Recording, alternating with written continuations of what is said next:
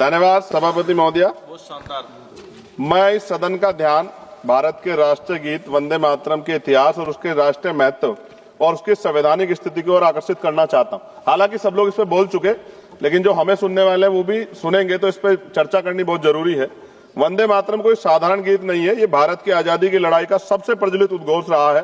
प्रख्यात बांग्ला लेखक बंकिम चंद्र चटर्जी ने इसे वर्ष 1875 में लिखा था और 1905 में जब लॉर्ड कर्जन ने बंगाल विभाजन की घोषणा की, तब यह गीत ब्रिटिश शासन के विरुद्ध जन प्रतिरोध का गूंज बन गया।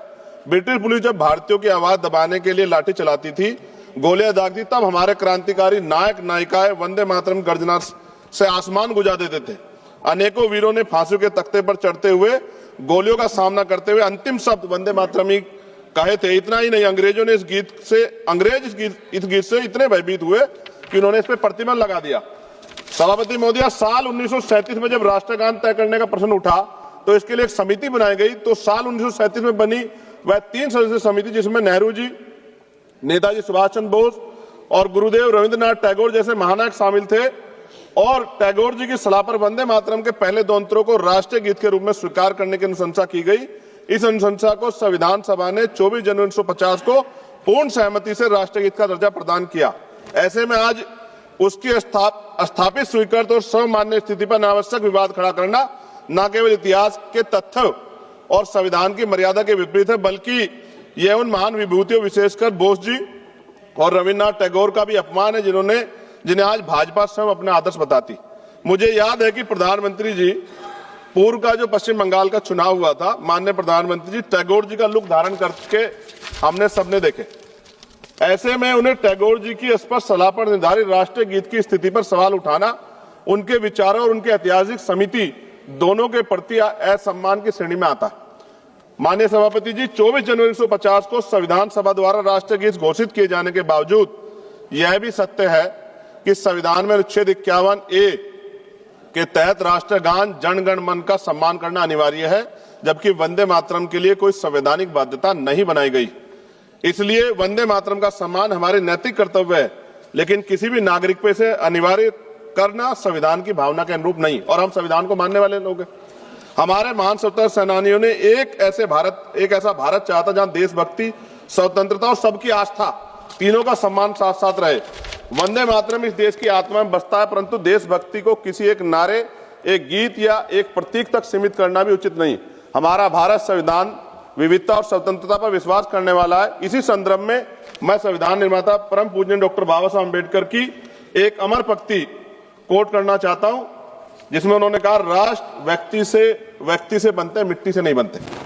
यानी राष्ट्र की असली शक्ति उसके नागरिक हैं, उनकी चेतना, उनके अधिकार, उनकी स्वतंत्रता है।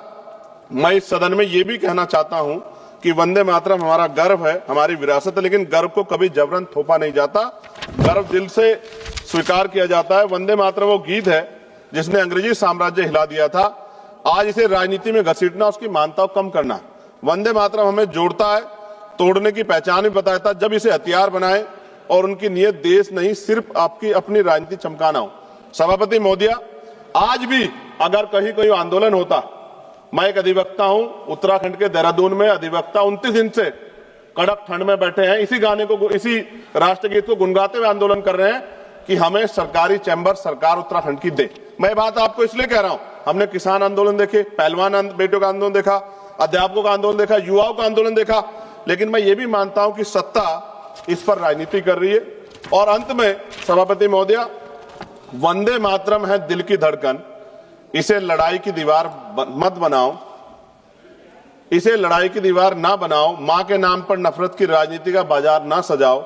हम सम्मान से कहेंगे, फर्ज है हमारा, पर किसी नागरिक की आजादी पर पहरा ये संस्कार नहीं हमारा। सभापति जी, इतिहास पे बात होगी, जो आज नहीं है उन पे बात होगी, लेकिन वर्तमान पे भी तो बात होनी चाहिए ना।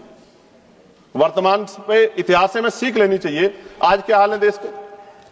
बुनियादी सुविधाएं लोगों को नहीं मिली, रोटी कपड़ा मकान की व्यवस्था नहीं है, और जुल्म जाति अन्य अत्याचार दलितों पे, पिछड़ों पे, मुसलमानों पे, आदिवासियों पे लगातार जारी। और कोई कहने सुनने वाले, जब भी कोई अपनी आवाज उठाएगा उसको देश विरोधी घोषित कर दोगे, धर्म विरोधी घोषित कर दोगे। इस प्रथा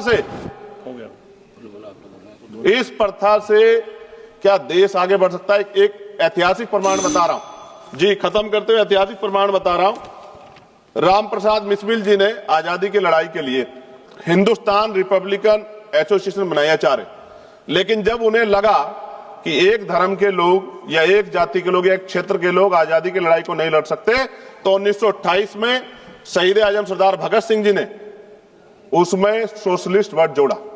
हिंदुस्तान सोशलिस्ट रिपब्लिकन एसोसिएशन क्यों बना?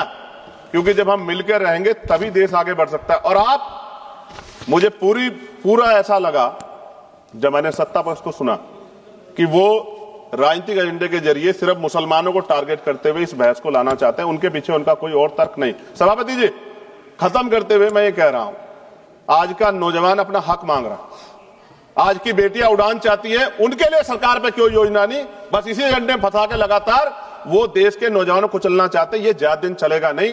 मैं आपके माध्यम सरकार से कहना चाहता हूं कि बुनियादी मुद्दों पर चर्चा करें, बेरोजगारी पर चर्चा करें, महंगाई पर चर्चा करें, महिला सुरक्षा पे, सम्मान पे, उनके सशक्तिकरण पे चर्चा करें और देश की तरक्की पे मिलकर कैसे आगे बढ़े इस पर चर्चा करें। बहुत बहुत धन्यवाद।